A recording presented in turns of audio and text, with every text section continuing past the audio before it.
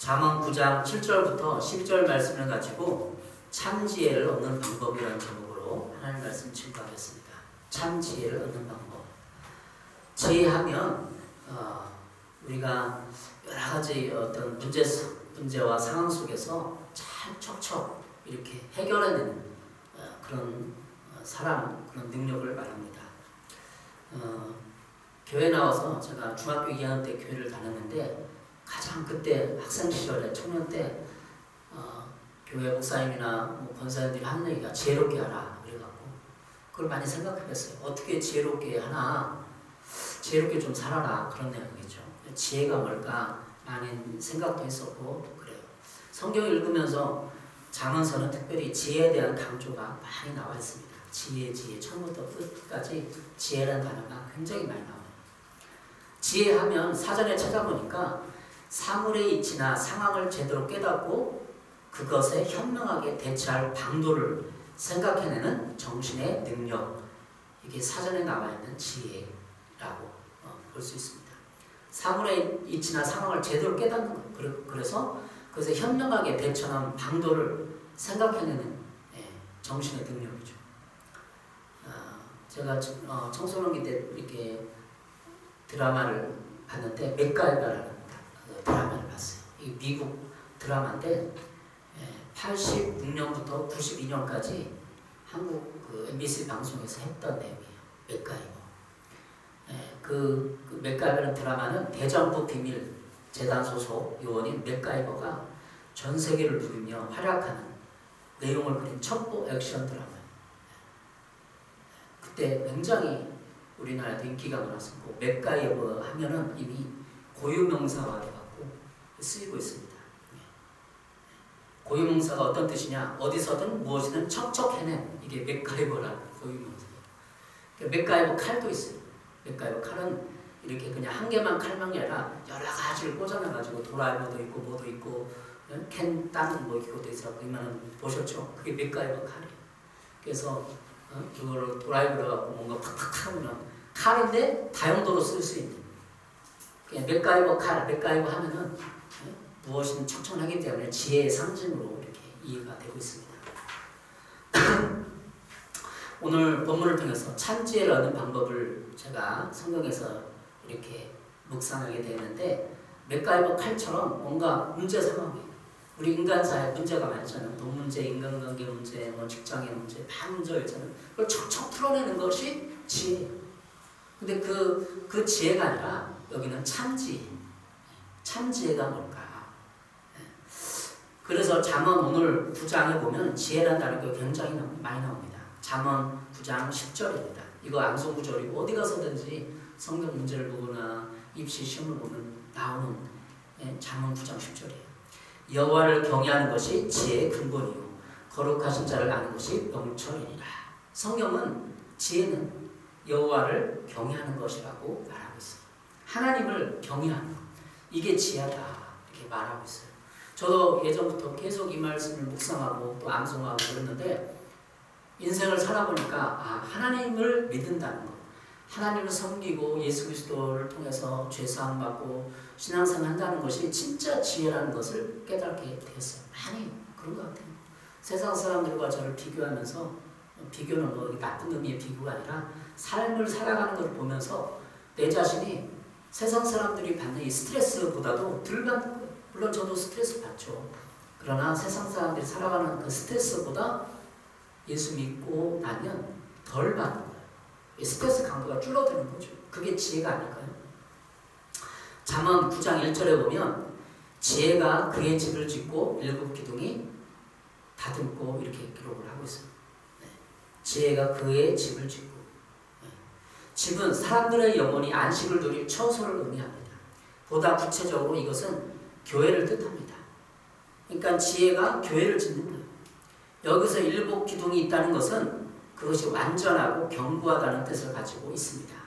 성경에는 7이라는 숫자는 완전함을 의미하기 때문입니다. 그래서 지혜가 그의 집을 짓고 일곱 기둥을 다듬고, 그럼 일곱 기둥이라는 것은 완전하다라는 뜻이에요. 지혜가 일곱 기둥을 깎아 세워서 제 집을 짓고 세우는 성경이에요.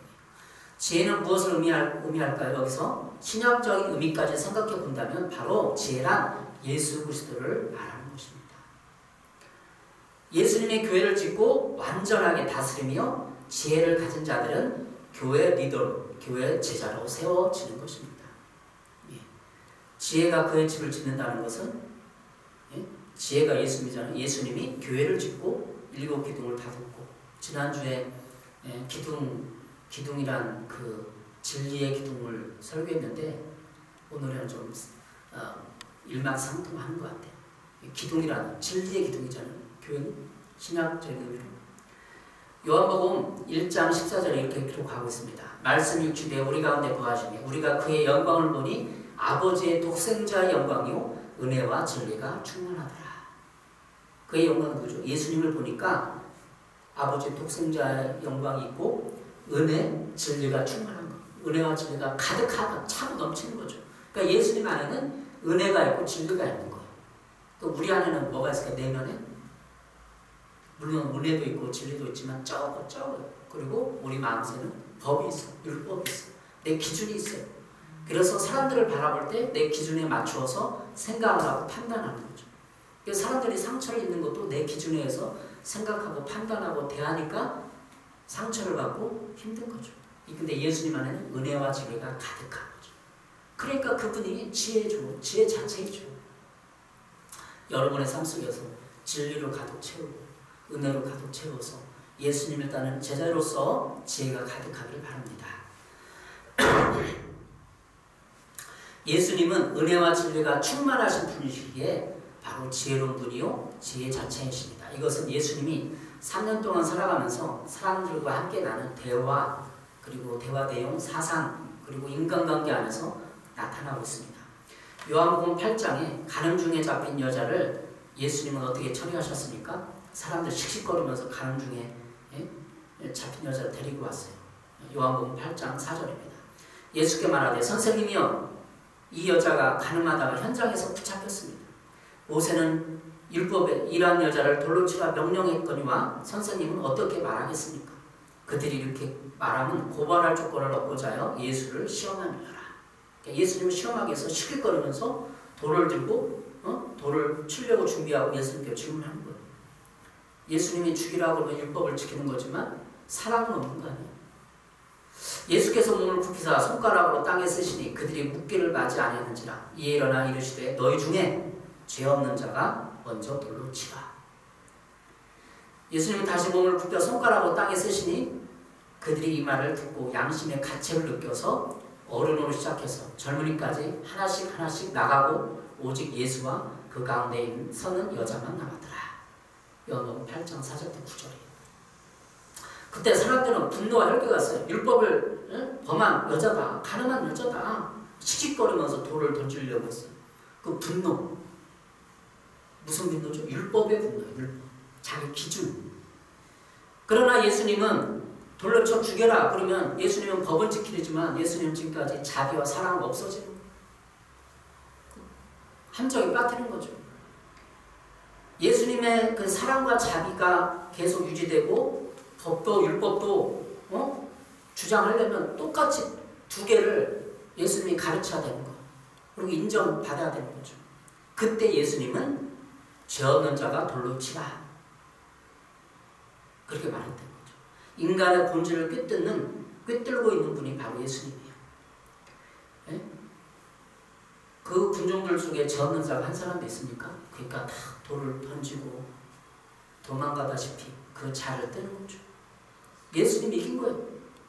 예수님은 그 여자도 구해주고 군중도 구해줬어요. 예.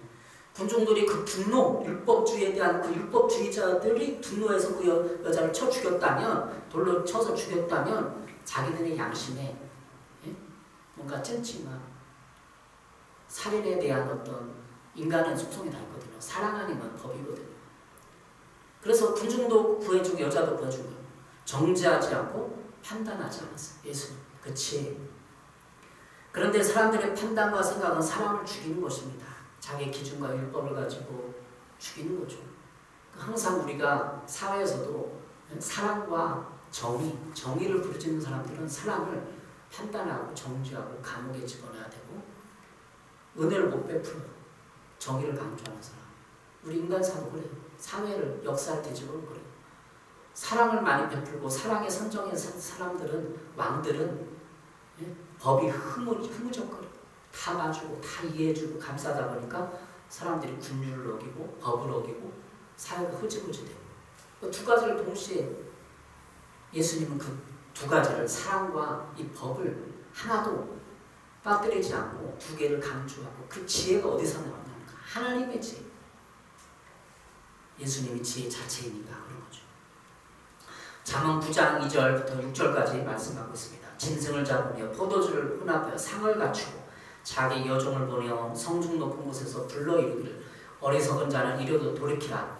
또 지혜 있는 자에게 이르기를 너는 와서 내 식물을 먹으며 내 혼합한 포도주를 마시고 어리석음을 버리고 생명을 얻으라. 명철의 길을 행하라 하느니라. 예수님이 초청했어요. 혼인양 어린 잔치. 오늘 잠언 9장 2절부터 6절도 초청하는 거예요. 잔치를 베푸는 거예요. 예? 짐승을 잡고 포도주를 혼합한 상을 갖췄어요. 여종들을 보내어 성중 높은 곳에 초대했어요. 어리석은 자도 와라. 지혜 없는 자도 다 와라.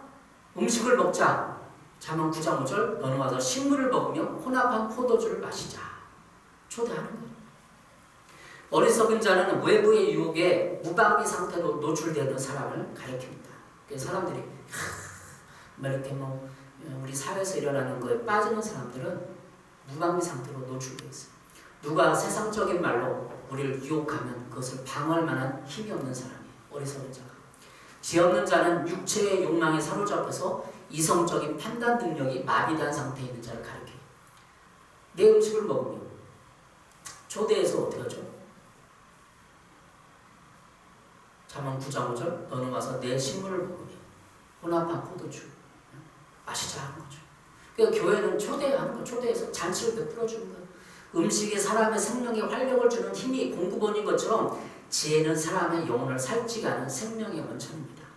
5절의 식물은 예수 그리스도께서 우리를 위해 내어주신 그의 몸을 그리고 포도주는 예수님의 보혈을 예표하는 것이라 할 수 있습니다. 잠언 9장 2절부터 6절까지는 예수님의 혼인잔치에 초대하는 내용이에요. 구약적인 표현이에요. 그게. 그래서 어리석음을 버리고 생명을 얻으라. 교회 오면 어리석음이 벗어지는 거예요. 우리 세상적인 이 욕망, 이 쾌락 이런 거를 내려놓고 예수님을 먹으면서 예수님 피와 살을 먹으면서 예수님의 사랑을 받아 먹으면서 어리석음이 벗겨지는 거죠. 어리석은 자는 외부의 유혹에 무방비에 노출되어 있는데 우리가 왜 그렇습니까? 어리석음은 버리고 참지혜를 얻을 수 있는 방법은 본문에서 찾아보도록 하겠습니다. 본문 어리석음을 버리고 참지혜를 얻을 수 있는 방법 예수님이잖아요. 서도에서 말했지만 예수님을 어떻게 내 생활에 적용하고 하는지 오늘 본문 첫 번째로 거만한 자를 분별하라는 것입니다. 잠언 9장 7절 9절입니다. 거만한 자를 징계하는 자는 도리어 능욕을 받고 악인을 책망하는 자는 도리어 흠이 잡히느니라. 거만한 자를 책망하지 말라. 그가 너를 미워할까 두려움이라. 이 거만을 사전에 찾아보니까 잘난 체하며 남을 업신여기는 건방진 태도를 말합니다. 그러니까 자기만 잘난 거 다른 사람은 좀 나보다 못나 보이고 우습게 여기고 무시하고 업신여기고 이 건방진 태도가 거만이에요. 그 거만한 자를 징계하는 자는 도리어 능욕을 받고 능욕이라는 이 단어는 업신여겨서 모욕을 당한다는 거예요. 그러니까 우리가 거만한 자를 권면하거나 충고, 어드바이스하거나 어떤 변화를 위해서 그 사람을 좀 도와주고 가르치려고 하면 오히려 능욕을 당하는 거예요. 업신여김을 당하는 거죠. 그래서 참지혜는 거만한 자를 잘 분별하고 거만한 자는 가까이 하지 않거나 교회에서 거만한 자가 있다면 하나님이 그 거만을 깨뜨려 주시도록 기도하는 것뿐입니다. 그 거만을 내가 고쳐주려고 하다가는 오히려 능욕을 당할 뿐입니다. 업신여김을 당하는 거죠. 8절에는 거만한 자를 책망하지 말라고 합니다.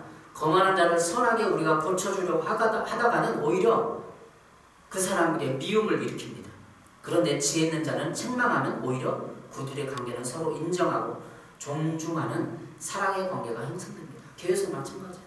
서로 내가 그 사람 보기에 좀 거만 같다. 그럼 좀 이렇게 멀찍이 떨어져서 그 사람이 하나님의 사로 변화되기를 기도해 주는 것밖에 없어요. 왜? 내가 그만하면 어드바이스 해주면 나를 업신여기고 미워하니까. 이 성경 말씀으로 인생을 살펴보면 정말 그런 것 같습니다. 제가 살아봐도 그런 것 같아요. 거만한 자는 자기 고집과 자기 주장이 강한 사람.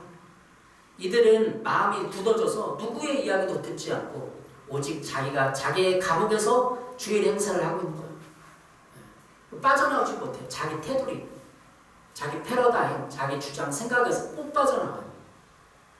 이러한 사람은 마음이 굳어진 것을 먼저 주님의 초대에 응해서 예수 그리스도의 깊은 은혜와 사랑을 받아야 합니다. 그러니까 교회의 초대. 예? 교회에서 예수님 뭐죠? 혼인잔치를 상을 차려놓고 음식을 먹이는 거예요. 우리도 주일마다 이렇게 성찬식을 하는 이유는 예수님을 좀 받아 먹으라는 거예요. 이 세상에서 받아보지 못한 사랑과 은혜를 좀 받으라는 거죠. 지혜 그 자체이신 예수님의 사랑과 은혜를 받아야만 굳어진 마음이 풀어지고 마음이 어리석은 자기만의 고집과 아집을 버리게 됩니다. 두 번째, 여호와를 경외하라는 것. 잠언 9장 10절입니다. 여호와를 경외하는 것이 지혜의 근본이요 거룩하신 자를 아는 것이 명철이니라. 여호와 하나님을 경외하는 것이 지혜의 근본이기 때문에 하나님을 경외하면 지혜가 생깁니다. 이 경외라는 단어는 히브리어 이르아라는 히브리 단어입니다.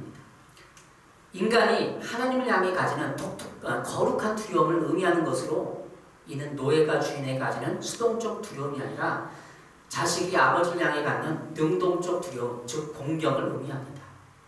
따라서 사람이 하나님을 경외한다는 것은 하나님을 자신의 창조주로 인정하며 그분으로 절대적으로 섬기는 자세를 갖는 것을 말합니다. 이게 경외예요. 그러니까 경외한다는 한자는 그냥 두려워하면서 사랑하는 거예요. 근데 그거 이해가 갑니까? 단어로. 근데 우리 아버지, 육체 부모님을 우리가 효도하고 따르고 공경하고 그런 것처럼 하나님 아버지에게도 때로는 두려움이 있지만 그를 친근하게 여기고 이해해주고 덮어주고 존경하는 거. 이게 공경 아닙니까? 그 공경을 하나님께 하라는 거죠. 그 경외를 한다는 거예요. 한마디로 삶의 기준을 갖는 거예요. 하나님을 경외한다는 것은 인생의 절대적인 기준이 하나님이라는 존재, 자신의 기준을 정해주기 때문에 고민과 방황을 끝내게 해주는 거예요. 기준이 하나님, 내 인생의 기준. 모든 삶의 궁극적인 문제와 해결은 그 해답이 하나님께 있기 때문입니다. 하나님이라는 기준이 없는 사람은 자기가 자신의 기준이 되는 거예요. 그래서 자기 자아가 삶의 주인이 되는 겁니다. 그래서 그 사람은 자기 삶의 우상이 되는 거예요. 하나님은 우상 숭배를 금합니다. 그런데 자기 자아가 우상이 되어서 생각하고 판단하고 자아가 하나님 자를 대신 갖게 되는 거죠. 그러니까 다른 사람의 권면이나 충고가 들려오지 않습니다. 왜? 자기 테두리 안에 자기가 맞다고 생각하니까. 그리고 하나님의 말씀도 자기가 취사 선택합니다. 지식으로 받아들입니다. 하나님을 경외한다는 것은 바로 이 문제에 모든 것에 종지부를 쫓는 것입니다. 자기 자아 생각과 감정 그리고 의지를 하나님께 내어드리는 것입니다. 하나님을 경외한다는 것은 주인의 자리를 하나님께 내어놓는 거예요. 10절 후반부에는 거룩하신 자를 아는 것이 명철이니라. 이 거룩하신 이를 아는 것이 슬기의 근본이다 라고 세번역 성경은 말하고 있어요. 명철이 뭐라고요? 슬기. 거룩하신 자는 하나님 한 분밖에 없습니다. 우리는 그 거룩을 닮아가고 추구할 뿐입니다. 인간은 다 죄의 크고 작은 죄인이에요. 거룩한 자를 지식적으로 아는 것이 아니라 지식을 포함해서 체험적으로 아는 것입니다. 그것이 명철입니다. 곧 슬기의 근본이라는 뜻입니다. 하나님을 경외하는 것이 지혜의 근본, 거룩하신 자를 아는 것이 명철의 근본입니다. 우리가 신앙생활하고 하나님을 경외하면 지혜와 명철이 넘칩니다. 왜? 삶의 기준이 있기 때문에. 항상 그 기준을 가지고 적용하는 거예요. 직장에서, 가정에서, 자녀에게, 인간관계에 적용하는 거예요. 하나님이 뭐라고 그런가? 하나님의 뜻이 어디 있는 건가? 하나님이라면 어떻게 하실까? 이게 기준이에요. 이 세상의 지혜는 어떤 것입니까? 바로 삼국지에 말하는 지혜예요. 제가 고등학교 졸업하고 삼국지를 읽어봤어요. 너무나 재밌어요. 삼국지에서도 지혜가 있습니다. 사람들은 그 지혜를 때로는 처서술이라고 하고 자기 성공적인 이미지 메이킹이라고도 하고 그렇게 하는 거예요. 처서술. 그런데 그 지혜는 세상적이고 참 지혜가 아닙니다. 삼국지에 나오는 유비, 관우, 장비. 누가 지혜로워요? 유비는 참 덕이 있고 지혜롭잖아요. 도원교를 해서 유비, 관우, 장비가 삼국을 통일하기 위해서 의형제를 맺잖아요. 의리의 사람이면 삼국지입니다. 그리고 거기에 등장하는 조조와 손골이 나와요. 물론 세상 사람들은 조조의 그 지혜에 탐복하고 조조의 시야에 들어가요. 얼마나 조조가 지혜롭습니까? 손권도 있고. 근데 의아하게 삼국을 손권이 통일하죠. 맞죠? 유비는 통일을 못하고 꿈을 못 이루고. 근데 거기에 나오는 이 사람들의 지혜는 중상모략하거나 속이는 거. 그냥 아는 척하고 그냥 막 아는 척 모르는 척, 척척을 하는 거예요. 척척박사. 조조가 특히 그러죠. 척척박사. 긴 척, 아닌 척. 몇십 년 자기 부하를, 심한 부하를 죽음에 내몰 수 없고, 물론 어쩔 수 없으니까. 근데 그런 세상적인 지혜를 지혜요. 물론. 그러나 우리 좀 살펴보면 정치하는 분들이 좀 더 정직하고 정도를 걸어야 합니다. 자기 편이 아니면 무조건 적입니다. 그죠? 우리 정치사를 보더라도 여당과 야당이 있는데 왜 남을 이렇게 막 다른 당을 이렇게 비난하고 막 깎아내고 그러죠? 자기 당이 잘났다는 거죠. 내가 정권을 잡겠다. 우리 사람들의 그 내면도 다 봐요. 예수님이 그 사람의 내면을 꿰뚫추나요? 그 의도가 뭔지를 알잖아요. 왜 다른 당을 비방합니까? 자기 당이 잘하고 있다. 우리 당은 능력 있다를 보여주는 거 아니에요? 그래서 우리가 정권을 잡겠다. 니네들은 정권 잡으면 큰일 난다. 이런 거 아니에요. 정치라는 게 다. 우리 주변 사람들 보세요. 남을 비난하고 막 헐뜯고 막 모함하고 그런 사람들을 내면을 좀 보세요. 왜? 자기가 인정을 못 받아서 어렸을 때 상처를 통해서 인정을 못 받아서 자기를 누가 좀 이렇게 떠받들어주고 잘났다고 해주길 원하는데 그거 안 하니까 자기가 자기를 높이는 거죠. 나는 이렇게 잘났다. 지혜가 있다. 내 말을 들어라. 삼국지에도 물론 지혜지만 참지혜. 이 세상을 살아가는 처세술이 아니라 참지혜를 말하는 거죠. 참지혜는 예수님이죠. 마귀는 지금도 우리를 유혹하고 속여서 천국으로 가는 발걸음을 회방하고 있습니다. 마귀는 속여요. 주위 사람을 통해서 내 생각을 통해서 유다의 마음속에 생각 속에 예수를 팔려는 생각을 넣었다. 마귀가 넣은 거 아니에요. 그래서 우리 생각 속에서 마귀가 자꾸 우리 마귀의 생각을 집어주는 거예요. 야, 교회를 향하여. 마귀는 하는 일과 마귀가 존재하는 것을 아는 것이 지혜예요. 아, 내 생각이 아닐 수 있겠구나. 마귀 생각일 수 있겠구나. 그게 지혜예요. 예수를 믿는 지혜. 내 생각을 꼭 굳이 내 생각이 맞다 그러지 마시고 아, 이거 마귀가 준 생각일 수 있구나. 이게 삶을, 기독교인의 삶을 지혜롭게 여유있게 하는 거죠. 참지혜는 어떤 것입니까? 야고보서 3장 13절에 18절에 나와 있습니다. 세번역 성경 읽어보겠습니다. 여러분 가운데서 지혜 있고 이해력 있는 사람이 누구입니까? 그러한 사람은 착한 생활을 해서 지혜에서 오는 온유함으로 그 행함을 나타내 보십시오. 여러분의 마음속에 지독한 시기심과 파당심이 있거든 여러분은 헛되이 자랑하지 말고 진리를 거슬러 속이지 마십시오. 이것은 위에서 내려온 것이 아니라 세상적이고 육욕적이고 악마적인 것입니다. 삼국지에도 지혜인데 거기에는 유격적이고 악마적인 게 세속적인 게 섞여 있어요. 그죠? 야고보서 3장 16절입니다. 시기심과 파당심이 있는 곳에는 혼란과 온갖 더러운 행실이 있기 때문입니다. 그러나 위에서 오는 지혜는 먼저 순결하고 다음으로 평화스럽고 친절하고 온순하고 자비와 선한 열매가 풍성하고 편견과 이선이 없습니다. 정의 열매는 평화를 이룩하는 사람이 평화를 위하여 그 씨를 뿌려서 거두어들이는 열매입니다. 우리가 정의를 막 추구한다고 막 추구하지만 결국은 평화를 사랑하는 사람들 위에서 오는 지혜를 덧입어서 그 열매를 따는 거죠. 우리는 진리를 거슬러 속일 수 있습니다. 진리 대신 예수님의 말과 언행을 묵상해야 합니다. 그리고 세속적으로 육체의 욕망을 따르는 자기 생각과 의지 그리고 악마적인 지혜를 버려야 합니다. 우리의 지혜는 다 악마적인 건 어떻게 보면 가정생활하면 좀 속여서 좀 이렇게 언어로 좀 해서 좀 내가 이익을 보고 시기심을 버려야 합니다. 자기가 모든 사람이 우상을 될 필요가 없습니다. 위에서 내려오는 참지혜는 순결하고 평화스럽고 친절하고 온순하고 자기와 선한 열매가 가득하고 편견과 이성이 없습니다. 저는 1년 전 대학원 채플에서 설교한 적이 있는데 그때 편견에 대해서 강조했습니다. 우리는 편견을 가지고 있으면 지혜로울 수 없습니다. 목회자가 먼저 편견을 버려야 합니다. 지혜는 바로 그런 거예요. 편견이 없어야 돼요. 주님께서 이렇게 인도하시고 이렇게 하는데 편견이 있으면 주님의 인도하심을 음성을 따를 수 없어요.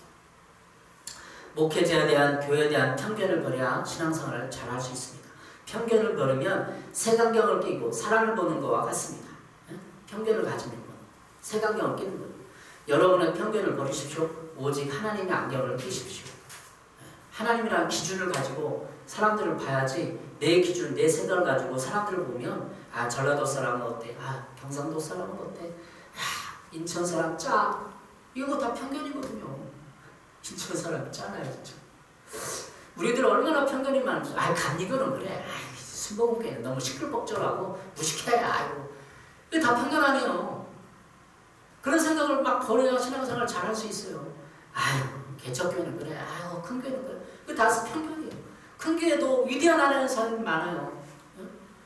작은 교회, 개척교회 진짜 하나님을 사랑하고 열심히 봉사하고 하나님의 사람들이 많아요. 그럼 편견을 버려야 됩니다. 그러면 하나님에게 지혜가 임하는 거예요. 세 번째 참지혜를 얻는 방법은 지혜를 추구하라는 것입니다. 세 번째 지혜를 추구하라. 잠언 9장 11절 12절입니다. 나 지혜로 말미암아 내 날이 많아질 것이요 내 생명해가 내게 더하리라. 내가 만일 지혜로우면 그 지혜가 내가 유익할 것이나 내가 만일 거만하면 너 홀로 해를 당하리라. 참지혜를 얻는 방법은 지혜를 추구하는 거예요. 우리의 의지의 문제입니다. 지혜는 그 지혜를 얻기를 원하는 자에게 옵니다. 바로 의지를 들여 추구해야만 합니다. 시간과 의지를 들여서 지혜를 추구해야 됩니다. 누구죠? 예수님을 추구해야 된다는 거예요. 하나님을 기준으로 삼고 삶을 살아가도록 노력해야 합니다. 이것은 인간관계에 우리의 직장과 돈 문제도 적용됩니다. 하나님의 뜻이 무엇인가를 생각해 봐야 합니다. 하나님의 뜻이 무엇인가 생각해 보지 않는 것이 지혜를 추구하지 않는 거예요. 마가복음 3장 45절 누구든지 하나님의 뜻대로 행하는 자가 내 형제요 자매요 어머니이니라. 하나님의 뜻대로 행하려고 노력을 해야 돼요. 이게 하나님의 그 지혜를 추구하는 거예요. 지혜를 추구하면 나 지혜로 말미암아 내가 오래 살 것이요 내 수명도 길어질 것이다. 내가 지혜로우면 그 지혜가 내가 유익하지만 내가 거만하면 그 거만이 너만 해롭게 할 것이다. 세번역 성경이에요. 오래 살고 수명도 길어져요. 지혜를 추구하면. 왜냐하면 쓸데없이 방황하거나 세상 일에 근심하거나 염려하지 않기 때문입니다. 오래 장수하게 됩니다. 우리의 삶에 스트레스가 적어지기 때문입니다. 바로 삶의 기준인 지혜를 갖게 되면 스트레스를 훨씬 더 덜 받게 됩니다.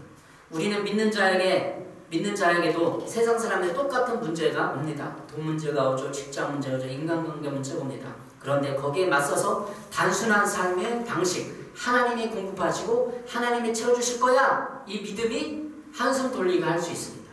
기준이 있으면. 여러분 그런 믿음이 없으면 우리는 믿는 자가 아닙니다. 하나님 아버지가 살아계시는데 왜 이렇게 머리를 씁니까? 머리를 써서 인간관계에서 뭔가 해보려고 하고 뭔가 하고 힘겨루게 하고 사람들과 내 입지 좀 높여보려고 하고 그렇게 안 해도 돼요. 하나님은 마땅히 높일 자를 높이고 낮출 자를 낮추십니다. 인간의 술수와 노력으로 여러분을 높이지 마십시오. 사람들 앞에 남편과 아내 앞에 누구 앞에 친구 앞에 자기를 높이려고 자꾸 하면 안 돼요. 사무엘상 2장 6절 8절입니다. 여호와는 죽이기도 하시고 살리기도 하시며 수월에 내리기도 하시고 거기에서 올리기도 하시는도다. 여호와는 가난하기도 하시고 부하기도 하시며 낮추기도 하시고 높이기도 하시는도다. 가난한 자를 진토에서 일으키시며 빈궁한 자를 거름더미에서 올리사 기적들과 함께 앉게 하시며 영광의 자리를 차지하게 하시는도다. 땅의 기둥들은 여호와의 것이라 여호와께서 세계를 그것들 위에 세우셨도다. 사무엘상 2장 10절 여호와를 대적하는 자는 산산에 끼어질 것이라. 그러니까 하나님은 우리를 가난하게도 하시고 부하게도 하시고 높이기도 하시고 가난한 자를 진토에서 일으켜서 귀족들과 함께 식사하게도 하시고 영광을 얻기도 해요. 신앙생활 잘 해보세요.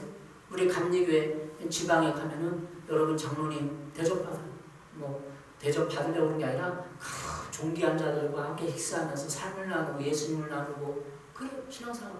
우리 큰 교회들 많아요. 지방에. 그 장로님들 위대한 장로님들 많아요. 기업을 일으키고 신앙생활 존중받고 봉사하고 그런 사람들 함께 식사할 수 있어요. 교제할 수 있어요. 여호와를 경외하면 건강과 행복력이 증가합니다. 참지혜는 우리를 건강하게 합니다. 몸과 마음을 건강하게 합니다. 하나님을 사랑하고 섬겨보십시오. 예배 자리에 나오시고 하나님 앞에 마음과 정성을 다 예배해 보십시오. 여러분의 마음의 상처, 우울증도 치료됩니다. 미국에 어느 목사님도 조현병 치료에 말씀 치유만 한다고 합니다. 유튜브를 들어갔는데 크게 토요일마다 집회를 해서 우울증 환자들 치유하는 치유사를 하더라고요. 근데 말씀의 자리에서 그분이 강조하는 게 말씀 치유예요. 다른 거 안 한다. 그냥 병원에 가고 우리 교회 와서 치유받아라. 오직 설교 이렇게 많이 한다고. 말씀의 자리에서 말씀을 들어야 이 상한 마음, 억울한 마음, 피해의식이 치유가 됩니다. 그분 왜 말씀만 강조하겠어요? 말씀을 강조해야 생각이 바뀌니까. 기준이 생기니까. 삶의 기준이 생기는 하나님이라는 기준. 하나님 어떻게 생각하실까? 그때까지는 자기가 기준이어서 자기가 생각하고 판단하고 우울해지고 그러지 마시고 기준을 따라. 고속도로 3차선, 4차선에서는 화물차가 가야 해요. 화물차는 1차선, 2차선을 못 들어오게 돼 있어요. 법과 규칙과 질서를 지켜야 하는 거죠. 고속도로에서. 하나님을 경외한다는 것은 바로 그런 거예요. 마땅히 인간이면 하나님을 섬기며 살아가야 하는 것은 당연한 것이죠. 고속도로에서 차선을 지키는 것과 마찬가지예요. 저서 고속도로를 타고 운전하다 보면 3차선, 4차선 화물차가 많아요. 화물차가 큰 화물차가 막 떨어질 것 같은 불안함이 있어요. 그래서 3차선 갔다가 오는 거죠. 때로는 화물차가 1차선을 갈 수 있어요. 왜? 좌회전 해야 되니까 이렇게. 근데 하나님 우리가 하나님을 경외하라는 그 차선을 갖기 원하는 거죠. 기준을 갖기 원하는 거죠. 하나님 뜻이었는가 그거를 기준을 삼고 살아가길 원하는 거죠. 그 우울증과 조현병은 피해의식이 있는 그 마음에 자리 잡고 있습니다. 피해의식. 하나님이 기준인데 하나님을 그 기준으로 삼지 않기 때문에 피해의식이 함정에 빠지는 거예요. 하나님이 여러분의 피해의식의 정신을 감사와 평안으로 그런 의식으로 바꿔주셔야 합니다. 제가 그런 사람들 만나보고 조현병, 우울증 이런 환자들 보면 항상 이렇게 상담하고 이렇게 얘기하다 보면 피해의식, 나는 피해를 받다. 부모님의 피해를 받고 세상의 피해를 받고 나 인정 못 받았다. 사랑 못 받았다. 그런 게 의식이 있어요. 하나님을 기준으로 삼으면 그 피해의식이 어딜까요? 감사로 바뀌어요. 감사로. 여러분이 이 세상에 어떤 사람도 피해를 받고 손해를 받고 억울하다고 하더라도 예수님은 여러분의 생명을 나눠주고 자신의 몸과 피를 지불하고 여러분을 살려주셨습니다. 그걸 받아들이는 거예요. 그 의식을. 이 세상에 가장 피해를 본 분은 바로 예수 그리스도예요. 여러분이 예수님의 가장 피해를 준 사람이에요. 남을 여러분의 죄 때문에 죽였으면서 양심의 가책도 없습니까? 내 죄 때문에 예수님 죽었는데 예수님은 여러분의 죄 때문에 죽었습니다. 대속하기 위해서 그냥 자신을 몸을 불사르고 죽으려고 그냥 도살장으로 끌려가는 것처럼 아무 문답을 갔잖아요. 그렇게 예수님이 죄인입니다. 예수님이 그 죄의 대가를 친히 내어주셨습니다. 여러분에게 피해를 당했음에도 피해 보상을 요구하지 않고 청구하지 않아요. 제가 지난달 우리가 간증했듯이 골목길에서 교통사고를 제가 당했어요. 솔직히 말하면 피해자죠. 근데 골목길에서 사람과 차 대는 무조건 사람에게 유리하게 돼 있다. 그걸 들었어요. 그래서 제가 알지만 좀 억울하다는 생각이 들어서 이의 신청을 했어요. 교통사고. 그래서 경찰이 다시 나와서 다시 조사했어요. 조사해가지고 거리 제보 다 현장 찍고 뭐 CCTV 보고 그래서 이제 경찰서 가서 다시 봤어요. 근데 경찰이 하는 얘기가 그 그런 법조항이 없대요. 사람하고 차하고 이렇게 사고가 나면 몇 대 몇으로 나누는 법조항이 없대요. 차 대 차는 조항을 나누는데 사람과 차는 몇 대 몇으로 나눌 수가 없다는 거예요. 좀 억울하죠. 네? 그 사람이 강아지를 개목줄 안 하고 개를 끌고 오면서 뛰쳐오다가 내 차에 부딪혔는데 상식적으로 좀 억울하잖아요. 그죠? 근데 법은 사람과 차는 과실을 나눌 수 없다. 이게 법이라니까. 그러니까 제가 인정을 했죠. 아, 그렇구나. 억울함을 버리고. 그래서 이제 벌금이 날아올 거예요. 이렇게. 나오면 돈을 내면 돼요. 어떻게 보면 이 세상의 법도 그래요. 좀 아니 그 사람이 차가 뛰쳐오면서 강화를 잡기 위해서 넘어져서 우리 차에 부딪혔는데 그거 블랙박스가 다 나오거든요. 근데 그 상식적으로 다 공감이 가는 얘기예요. 그런데 그 법이잖아요. 화물차가 3차선, 4차선으로 하는 법이잖아요. 예? 하나님이 기준으로 법이에요. 하나님을 경외하는 것이 지혜의 근본이다. 이게 법이라는 거예요. 그 법을 어기면 지혜가 안 생겨요. 이 세상 살면서 늘 나만 피해를 봤어. 억울해. 부모님이 나를 버렸어. 부모님이 나에게 그런 사랑을 못 받아줬어. 나는 부모님부터 그런 어렸을 때 보호와 돌봄 못 받았어. 뭘도 안 사줬어. 그러면 나만 억울해지고 나만 지혜가 없어지는 거예요. 감정 속에서 못 태어나는 거예요. 감정의 고리에서 못 태어나는 거예요. 그럴 때 예수님을 만나는 거예요. 예수님이 나를 위해서 그 몸을 찢어서 그 사랑을 부어줬구나. 그럼 회복되는 거예요. 부모님의 사랑을 못 받았으면 어떻습니까? 여러분 우리 간증하고 나눴지만 저는 7살 때 부모님이 다 돌아가셨어요. 그 한 해 무조건 진 사랑을 누가 해줬고 무조건 돌봄을 누가 해줬어요. 물론 형제들이 돌봐줬지만 그때 억울하면 예수님 만납니다. 예수님 나를 위해서 몸과 살을 찢어서 나를 사랑해줬다. 그걸 받아들이는 것 그게 지혜. 그게 그러면 내 마음이 이 굳어진 마음이 풀어지는 거죠. 여러분 교통사고에서 과실 나서 꼭 청구하는 거예요. 그러나 예수님은 여러분에게 다 인생의 과거, 현재, 미래지까지 다 용서해 주는데 청구합니까? 돈 얼마다? 너 예수 안 믿고 교회 안 다니려면 1조를 내라. 이게 청구합니까? 사실 1조보다 더 높은 금액을 예수님 우리한테 청구해요. 너 예수님 안 믿어? 네 죄값 내가 해줬는데 안 믿어? 감옥에 가. 1조 내. 그래야 되는 거예요. 현실적으로 말하면. 리얼하게 말하면. 예수는 우리에게 그런 과실을 청구하지 않아요. 다 용서해 줄게. 무조건 와라.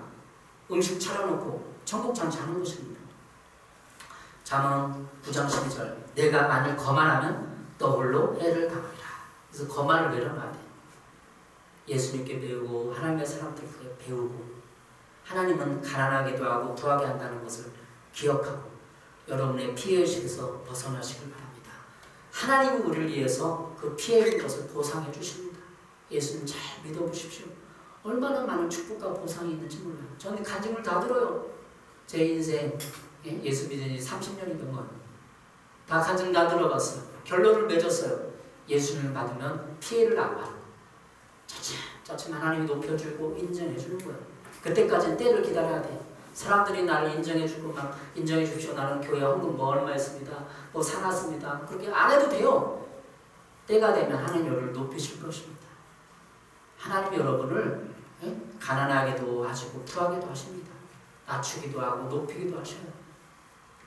오늘 참지혜라는 방법 예수 그리스도를 묵상하시고 예수님이 나를 위해서 핏값을 지불한 것을 생각해 보십시오.